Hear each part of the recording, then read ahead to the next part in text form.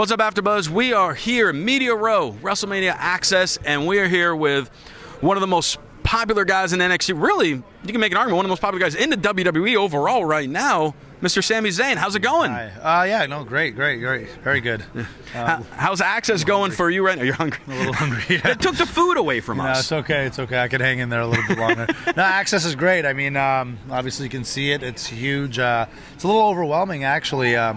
I just can't imagine organizing this or setting up all these. I don't know how they do it. I really don't. It's amazing, and it's very exciting, and it's very cool to.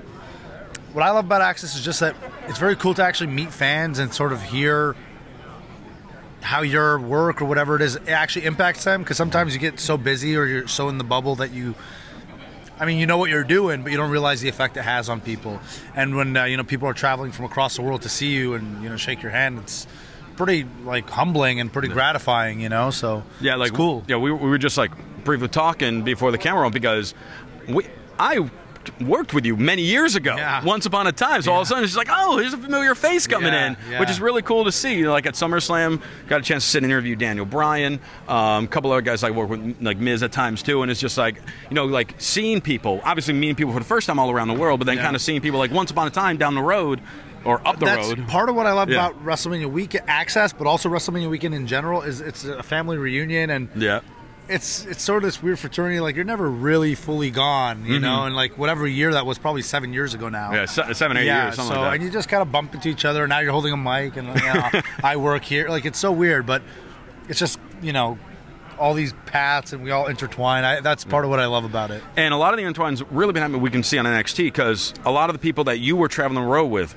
Kevin Owens, Adrian Neville, Finn Balor, all these guys, all of a sudden, you're all coming in almost at once. It's almost I don't want to say necessarily the new generation per se, but all of a sudden, all this international talent is really, in this day of social media and everything, finally being really acknowledged from the WWE, and now they're allowing it to grow through NXT and then up onto Raw and SmackDown.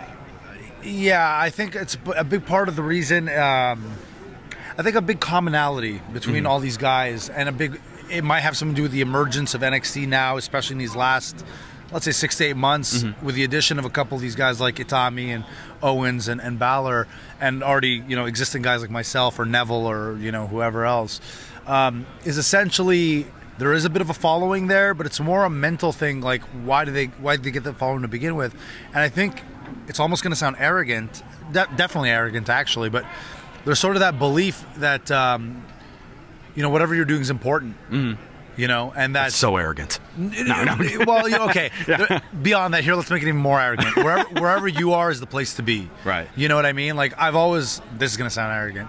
I've always had this feeling any show I'm on is better because I'm on it than if I'm not on it. And I think you have to have that feeling a little bit, because then it's not like believing your own hype, but it's just believing in yourself, and then fans will believe with you.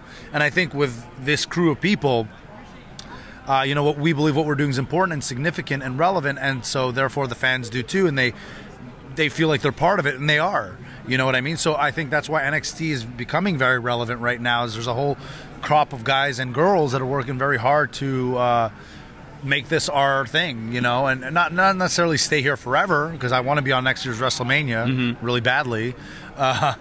But if I'm gonna be here, I'm gonna make it count. I'm not gonna be in some obscure, irrelevant place. This is a good place. Let's make it count. I work for the WWE. There's a huge opportunity. Yep. So we could have just, you could sit around and twiddle our thumbs and wait to get called up, or we could make something really awesome. So I think that's kind of what NXT has become, is a crew of people saying, let's make this awesome. If you had the power to kind of insert yourself, say you got to switch places this Sunday for this year's WrestleMania, okay, I'm going to wrestle Sting, or I'm going to be in the Andre Giant Memorial Battle Royal. What would you pick if you had one? Oh, I can switch with this guy. Cool, I'm in. Two. Okay. I'd wrestle Brock, obviously, because it's the main event for not obviously, but part of it's obviously the main event and WrestleMania and everything. But I would love to wrestle Brock and just be this underdog to the Ultimate Monster. Beat him.